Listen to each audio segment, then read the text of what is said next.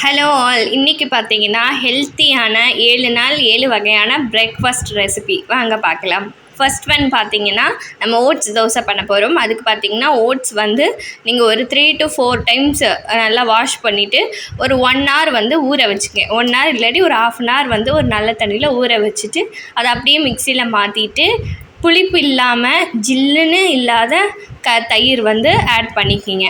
வீட்லேயே செஞ்ச தயிராக இருந்தாலும் சரி, அதிக புளிப்போ ஜில்லுன்னு இருக்க தயிர் ஆட் பண்ணிங்கன்னா தான் சளி பிடிக்கும். மற்றபடி தயிரில் சளி பிடிக்காது.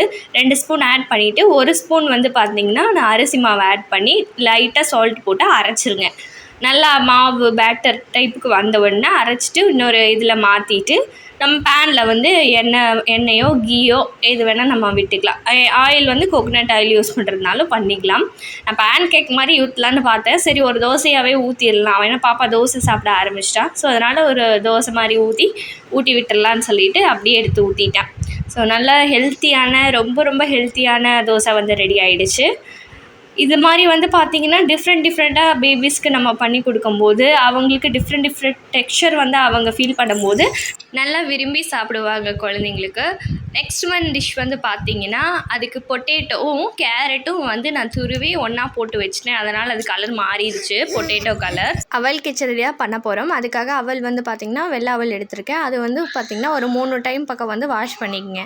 நல்லா வாஷ் பண்ணி எடுத்துக்கிட்ட போது உங்களுக்கு அது வந்து நல்லா இப்படி பார்த்திங்கனாவே தெரியும், நல்லா குழஞ்ச மாதிரி ஆகிடும். ஸோ அப்படி ஆகும்போது குழந்தைங்க சாப்பிட்றதுக்கு ஈஸியாக இருக்கும். அதுக்கு வந்து பார்த்திங்கன்னா கேரட் பொட்டேட்டோ துருவி வச்சுக்கோங்க. கொஞ்சமாக வெங்காயம் குட்டியாக நறுக்கி வச்சுட்டு கொஞ்சமாக கருவேப்பிலை நறுக்கி வச்சுருக்கேன். அதுக்கப்புறம் ஒரு பேனில் வந்து பார்த்திங்கன்னா கோகோனட் ஆயில் சேர்த்துட்டு சீரகம் கொஞ்சம் சேர்த்துட்டு அந்த வெங்காயம் துருவி வச்சுருந்தோம்ல அதையும் போட்டுட்டு பொட்டேட்டோவும் கேரட்டும் பொண்ணி வச்சுருந்தோம்ல அதையும் போட்டு நல்லா வந்து தாளிச்சிட்டு மஞ்சத்தூள் போட்டு தண்ணி ஊற்றி நல்லா அதை வேக விட்டுருங்க. நல்லா வெந்தோடனே லிட்டில் பிட் சால்ட் வந்து ஆட் பண்ணிக்கோங்க. ஆட் பண்ணிவிட்டு நல்லா அதுவும் வந்து கொதிச்சு வந்ததுக்கப்புறம் ஆல்ரெடி நம்ம வந்து அவல் வந்து நல்லா வாஷ் பண்ணி வச்சுருந்தோம், அதை எடுத்து அதில் ஆட் பண்ணிவிட்டு நல்லா கிண்டி விட்டிங்கன்னா நல்லா குழஞ்சிடும். உங்களுக்கு இந்த அளவு வேணுனாலும் நீங்கள் எடுத்துக்கலாம். இதை விட குழையினாலும் இன்னும் கொஞ்சம் வேக விட்டு எடுத்திங்கன்னா நல்லா குழஞ்சும் ரெடி ஆயிரும். அப்புறம் மேலே வந்து பார்த்திங்கன்னா கொத்தமல்லி தூவி விட்டு பாப்பாங்களுக்கு வந்து சர்வ் பண்ணலாம். நல்லா விரும்பி சாப்பிடுவாங்க. மார்னிங்க்கு ஒரு பெஸ்ட்டான ஃபுட் இது. நல்லா ஈஸியாகவும் டைஜஸ்ட் ஆகக்கூடிய ஃபுட்டு. மார்னிங் பிரேக்ஃபாஸ்ட்டில் இது தாராளமாக நீங்கள் வந்து குழந்தைங்களுக்கு கொடுத்தா விரும்பி சாப்பிடுவாங்க. நெக்ஸ்ட் ஒன் பார்த்திங்கன்னா என்னோடய பாப்பாவோட ஃபேவரட்டான ஃபுட் இதெல்லாம்.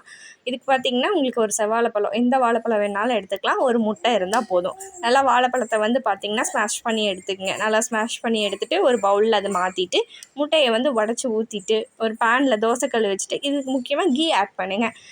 கல்லில் வந்து பார்த்திங்கன்னா கீ ஆட் பண்ணிவிட்டு அதில் வந்து இது ஊற்றிட்டு திருப்பி போட்டு எடுத்திங்கன்னா ஆம்லேட் மாதிரி நம்மளுக்கு இது பனானா பேன் கேக் மாதிரி ரெடி ஆயிரும். இது ரொம்ப ரொம்ப என்னோடய பாப்பாவுக்கு பிடிக்கும். அவளோட ஃபேவரேட். எப்போ கொடுத்தாலும் கொஞ்சம் இது அதிகமாகவே சாப்பிடுவாள். அதனால் நீங்கள் இந்த குழந்தைங்களுக்கு டிஃப்ரெண்ட்டாக இந்த மாதிரி நம்ம பண்ணும்போது கொஞ்சம் நல்லா விரும்பி சாப்பிடுவாங்க. இந்த மாதிரியே வந்து உங்கள் பாப்பாங்களுக்கும் கண்டிப்பாக வந்து கொடுத்து பாருங்கள். ஏதாச்சும் உங்களுக்கு பிடிச்சிருந்தாலும் சரி, கண்டிப்பாக சாப்பிட்றாங்க அப்படின்னா கண்டிப்பாக வந்து எனக்கு கமெண்டில் வந்து எப்படி என்னென்னுங்கிறது கண்டிப்பாக ஷேர் பண்ணுங்கள். ஸோ அடுத்து வந்து பார்த்திங்கன்னா இன்னும் நிறையா டின்னர் ரெசிபீஸும் வந்து வெயிட்டிங்கில் இருக்குது. நான் அடுத்து அது வந்து உங்களுக்கு கண்டிப்பாக போஸ்ட் பண்ணுவேன் கூடிய சீக்கிரத்தில். சப்ஸ்கிரைப் பண்ணாதவங்க கண்டிப்பாக சப்ஸ்கிரைப் பண்ணி வச்சுக்கோங்க. நான் போடுற வீடியோஸ் உங்களுக்கு எல்லாமே ஒன்றுக்கொன்னே வரும். நெக்ஸ்ட் ரெசிபி பார்த்திங்கன்னா அதுக்கு பொட்டேட்டோ வந்து நல்லா ஒரு உருளைக்கிழங்கு நல்லா வேக வச்சு எடுத்துகிட்டு அதுக்கு வந்து பார்த்திங்கன்னா கேரட் துருவி வச்சுருக்கேன், கொஞ்சோண்டு கருவேப்பிலை, கொஞ்சோண்டு வெங்காயம் கட் பண்ணி வச்சுருக்கேன். பொட்டேட்டோ வந்து பார்த்திங்கன்னா நல்லா தோலெல்லாம் எடுத்துகிட்டு மசிச்சு வச்சுக்கோங்க. நல்லா மசிச்சுட்டு நம்ம ஆல்ரெடி அந்த கேரட்டு வெங்காயம் கருவேப்பிலை எல்லாம் விட்டுருந்தோம்ல அதுக்குள்ளே போட்டுட்டு எல்லாத்தையும் ஒட்டுக்காக போட்டு நல்லா மசிச்சுட்டு அதுக்கப்புறம் பார்த்திங்கன்னா இந்த மாதிரி நல்லா மசிச்சுட்டு அதில் வந்து கொஞ்சோண்டு வந்து பார்த்திங்கன்னா சீரகத்தூள், பெப்பரு, மல்லித்தூள் இது மட்டும் ஆட் பண்ணால் போதும். எல்லாமே கொஞ்சமாக ஆட் பண்ணிவிட்டு லாஸ்ட்டில் கொஞ்சமாக சால்ட் ஆட் பண்ணால் போதும். ஏன்னா நான் உருளைக்கிழங்கு வேகும் போது ஆல்ரெடி போட்டிருப்பேன். அதனால் கொஞ்சமாக மட்டும் சால்ட் போட்டு நல்லா மிக்ஸ் பண்ணிக்கிறேன். நல்லா மிக்ஸ் பண்ணி விட்டுட்டு அது வந்து பார்த்திங்கன்னா தட்டி எடுத்துக்கங்க. வடைக்கு நம்ம தட்டுவோம்ல அந்த மாதிரி உருண்டை பிடிச்சி வந்து தட்டி வச்சுக்கிட்டிங்கன்னா நம்மளுக்கு பேனில் வந்து வச்சு எடுக்க இதை வந்து பொரித்து எடுத்திங்கன்னா நல்லா டேஸ்ட்டாக இருக்கும். கட்லெட்டு மாதிரி சாப்பிட்லாம். குழந்தைங்கிறதுனால டீப் ஃப்ரை பண்ணக்கூடாதுங்கிறதுனால நான் பேனில் வந்து லிட்டில் பிட் வந்து கோகோனட் ஆயில் ஊற்றிட்டு அதில் மேலே வந்து வச்சு ஃப்ரை பண்ணி எடுத்துக்கிறேன். ரொம்ப ரொம்ப டேஸ்ட்டாக இருக்கும். குழந்தைங்களுக்கு ரொம்ப ரொம்ப பிடிக்கும். கண்டிப்பாக இந்த மாதிரியெல்லாம் டிஃப்ரெண்ட் வெரைட்டிஸ் ஸ்நாக்ஸ் ஸ்நாக்ஸ்க்காகவும் நீங்கள் செஞ்சு கொடுக்கலாம். இந்த மாதிரி வெரைட்டியாக பண்ணி கொடுங்க. 10 மாதம் மேலே இருக்க குழந்தைங்களுக்கு முடிஞ்ச வரைக்கும் நம்ம வீட்டில் செய்கிறத வந்து கொடுத்து பழக ஆரம்பிங்க. சப்போஸ் காரம் அதிகமாக போட்டுட்டாவோ இல்லை அவங்களுக்கு கொடுக்க முடியாதுங்கிற பட்சத்தில் நீங்கள் வந்து இந்த மாதிரி தனியாக செஞ்சு கொடுக்குறது பெட்டர்னு நான் சொல்வேன். நெக்ஸ்ட் ரெசிபி வந்து பார்த்திங்கன்னா, இதுக்கு கருப்பு சுண்டல் வந்து நான் ஊற வச்சுருந்தேன் முன்னாடி நாள் நைட்டே. அதை வந்து பார்த்திங்கன்னா நல்லா ஊற வச்சுருந்ததை எடுத்து மிக்ஸி ஜாரில் போட்டுட்டு ரிச் ப்ரோட்டீன் ரொம்ப சத்தானது.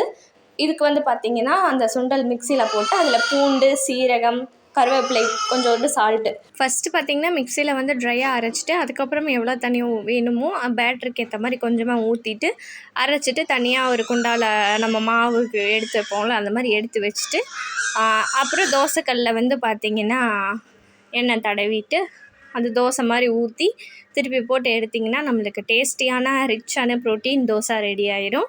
ஸோ இது வந்து பார்த்திங்கன்னா நான் மேங்கோ இருந்துச்சு, ஸோ மேங்கோ ஃப்ரூட்ஸோடு வச்சு பாப்பாவுக்கு கொடுத்தேன். ஸோ ரொம்ப ஹெல்த்தி. கண்டிப்பாக ட்ரை பண்ணி பாருங்கள், ரொம்ப டேஸ்ட்டாகவும் இருக்கும். அடுத்து வந்து பார்த்திங்கன்னா நம்ம பண்ண போகிறது ராகி கூழ் தான்.